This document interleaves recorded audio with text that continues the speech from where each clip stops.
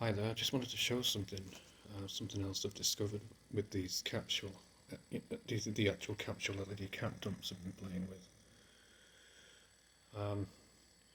These things can be used as a commutator as well,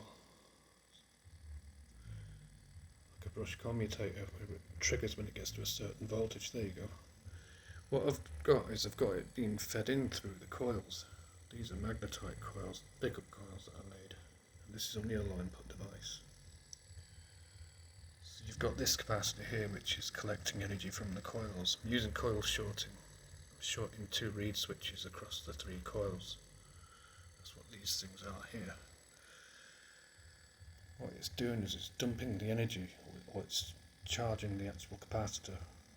The capacitors, when it gets to a certain voltage, the bulb is actually triggering the transistor to switch, which is doing what it does with the cap dumps really.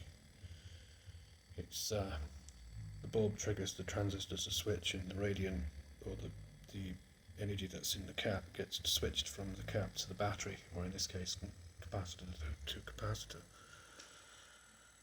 It just keeps building. I mean, there is probably going to come to a point where this thing will probably end up just sticking.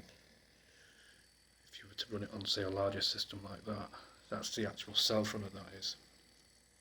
But in theory, this thing could actually take the place of the commutator, the brush commutator, which you use with that thing to collect energy from the coils and to dump onto the system.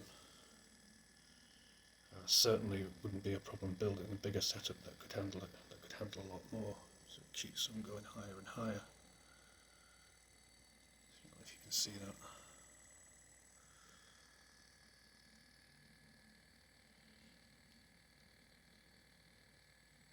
Yeah, that's very interesting. I was thinking about it last night. I thought I'd give it a go, give it a try out and see if it works. It does work. The thing is with this as well is it wouldn't, if you were doing this into a battery, if it was going into a battery or a larger set of caps, it wouldn't be climbing this high. It wouldn't just keep climbing, it would just get to a certain point and just keep releasing it. That's just coming from these. There's the input cap, which is just coming from the coils, and it's rectified into here.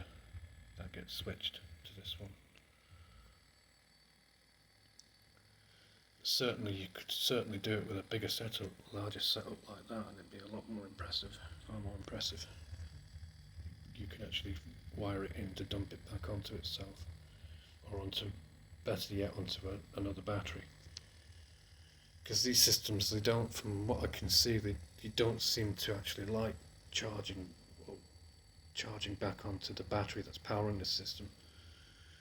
This is why John Bedini used the commutator to disengage the input battery before it dumped back onto itself. And this, I've seen this myself, that it just doesn't accept it until you actually switch the system off.